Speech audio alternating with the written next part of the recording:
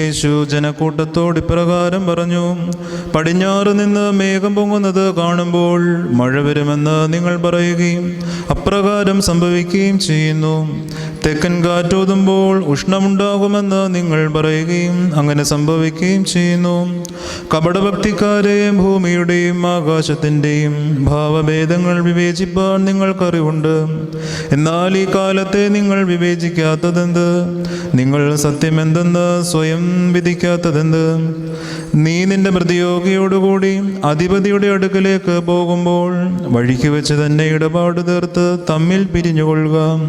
അല്ലാഞ്ഞാൽ അവൻ നിന്നെ ന്യായാധിപന്റെ അടുക്കൽ കൊണ്ടുപോവുകയും ന്യായാധിപൻ നിന്നെ സേവകനെ ഏൽപ്പിക്കുകയും സേവകൻ നിന്നെ കാരാഗൃഹത്തിലാക്കുകയും ചെയ്യും. ശേഷിച്ച ചില്ലിക്കാശ് പോലും കൊടുത്തു തീർക്കാതെ നീ അവിടെ നിന്ന് പുറത്തിറങ്ങുകയില്ലെന്ന് ഞാൻ സത്യമായി നിങ്ങളോട് പറയുന്നു. അനന്തരം